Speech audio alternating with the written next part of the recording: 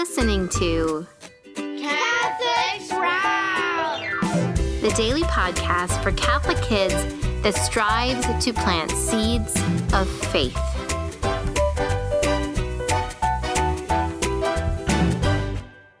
Greetings, young Squire Sprouts. Today is the 17th day in the 5th month in the year of our Lord 2025. My name is Sir Rolland and you're listening to Saturdays with Sir Rolland on Catholic Sprouts, where every Saturday we discuss the art of dragon slaying. This month we are doing a series called Dragons Around the House, where we learn to face, fight, and defeat the everyday dragons that show up in the ordinary moments of your life at home. As a kid, most of your training to be a dragon slayer is done at home. And every day you make hundreds of little choices, and in each moment you can choose the saint inside of you or some second-rate version of yourself under the influence of dragons. That's the battle of the wills that I must help you learn to master, the moment of decision. For if you can train to defeat these dragons around the house under the guidance of your first and best trainers, your parents, then one day you will be ready to go out in the world and chase away the darkness of dragons that plague our land. Today's episode is titled The Reese's Wrapper That Broke the Trash Can's Back. Here's the situation. It's nearly a month after Easter. Your Easter candy is long gone because you took the strategy of eating it quickly so it would not tempt you any longer. The only problem is your older sister, who has mastered the art of slaying Gula, the indigo dragon of gluttony, took the strategy of eating one small piece per day, which means her candy lasts well into the summer most years. And sometimes she doesn't even finish it all. She even has a Reese's chocolate peanut butter egg remaining. She's told you that you are welcome to have some of her candy, and though you at first say, "No thank you, I'm done with my candy," you do occasionally snag some jelly beans. Thus far you have successfully resisted eating her most treasured candy, the Reese's egg. But in a moment of weakness, you cave into the chocolate peanut butter goodness that seems to be calling your name, and you grab it from the cupboard and rip open the bright yellow wrapper and devour the Reese's egg when nobody is around the kitchen. For a few glorious seconds, you savor the taste, and then you go to throw away the bright yellow wrapper, figuring you can hide the evidence of your weak moment deep in the trash can. You go to open the lid, and then you panic. The kitchen trash can is already overflowing with trash. You place the yellow wrapper on top of the heap, but it quickly slides off onto the floor. For several minutes, you try placing the wrapper strategically on the trash heap and back away slowly. But each time the wrapper falls to the floor because there is simply no more room in the trash can. You realize the bright yellow wrapper is not going to stay in the trash can. The panic intensifies. You can't just leave it on the lid or throw it on the floor beside the trash can because when you get questioned about it, you're going to have to admit that you ate the Reese's to all your family members. So what should you do? Here's your options. A, nonchalantly sit on the living room couch with the wrapper scrunched in your hand. Put your arms up over the top of the couch like you're leaning back to relax after a hard day's work. And when the time is right, slowly open your hand so as not to allow the wrapper to make a crinkling noise, and let it fall behind the couch where nobody ever cleans. B, stuff the wrapper in your pocket and pretend you're going to the restroom. Make a snuffling sound in there like you're blowing your nose, and then pull several tissues from the tissue box out. Place the yellow wrapper inside the bathroom trash can, and then cover the wrapper with the tissues so that it is no longer visible. C, stuff the wrapper in your pocket and then go to the living room and pull out the game Jenga. Spend the next several hours training in your skills of balancing objects until you are fully confident that you can make the wrapper stay in the trash can without knocking any trash onto the floor. D, stuff the wrapper into your pocket and scream for your dad. When he doesn't come, you scream again, this time louder. Your mom arrives and asks what's wrong, and you tell her that you need dad. "He's at work doing some overtime to pay for all the groceries you guys keep eating," she says. You then go on to complain that he has not done his servile chores of taking out the trash and ask, "How am I supposed to live around here?"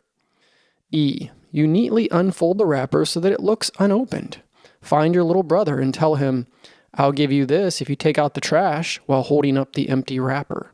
He obeys because Gula has mastered your little brother and he can't say no to a Reese's. When the task is complete, you hand him the empty wrapper, which now has his fingerprints all over it. He complains, and you say that you never mentioned there was actually anything in the wrapper.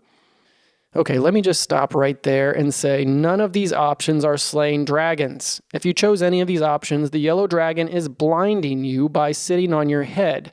I mean, how lazy can you be? Except, of course, option C, in which case you're working really hard on being lazy, which makes no sense. Instead of spending hours training on balancing the trash, why not just take 5 minutes and take it out? And let's be clear, your dad is not your servant. Neither is your little brother who you deceived. Deception is another sure sign of dragons, as is hiding evidence. Now let's take a look at the stuff of legends, option F, which in this case equals a grade A and would win you a gold star in dragon slaying. Here's option F. You realize the indigo dragon has used the bright yellow wrapper to invite the yellow dragon of sloth to the party. Determined not to be defeated again, you put on some rocky training music in the background and decide to get to work. You empty the heap of trash, placing the wrapper inside once the bag has been pulled out of the bin. Seeing there's some extra room now, you also empty the bathroom trash can. Then you seal the bag tightly, careful not to drop anything on the floor, and take the trash bag out to the garage and place it in the outdoor trash bin, making sure to close the lid tightly so raccoons don't get into your trash. While you're accomplishing stuff, it starts to feel good, and you can feel the calories of the Reese's egg being burned away. So you decide to change the toilet paper roll that has one piece of tissue left on it, and you're delighted to discover it has not caused any brain damage. Then you finish off the last drop of milk you left in the milk carton and rinse it out and put it in the recycle bin. You eat the last Cheerio that you left in the box and then properly discard of the cereal box. You empty the last piece of ice out of the ice cube tray and then refill the tray with water so the next person will have ice. You then color a picture of the indigo dragon and give it to your sister, telling her you admire her virtue of temperance and apologize for eating her last Reese's egg. Then you find the sweeper and that fancy attachment designed to reach hard places that nobody ever uses, and clean behind the couch and under all the cushions and behind the TV, where you find evidence of an indigo dragon infestation in your house. You offer up a quick prayer for the culprit and ask God to allow your witness in slaying the yellow dragon to inspire them to slay their dragons as well. Okay, I hope that scenario inspired you to slay the yellow dragon this week. I have an important challenge for you this week, which requires asking your parents to do something for you. Perhaps you have heard, but the Catholic Sprouts lady is taking a well-deserved break from doing podcasts this summer. So next week will be my last episode on Catholic Sprouts before that summer break.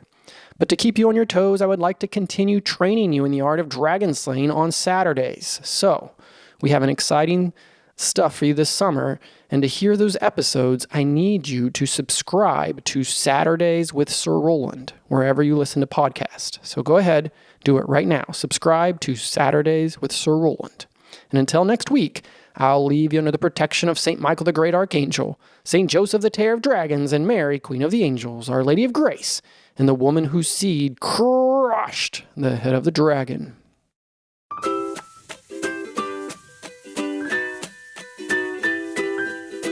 That's it for Catholic Sprouts today. We'll be back tomorrow, but until then, continue to grow in your faith and truly sprout into the beautiful creation that God created you to be. Hey parents and kids, just a reminder, we are starting a new version of Saturdays with Sir Rolland starting in June. So, if you find our content useful in raising saints, please subscribe to Saturdays with Sir Rolland wherever you listen to podcasts to continue to get each episode and all of our dragon slaying resources. I hope you will join us. So stay holy and slay dragons.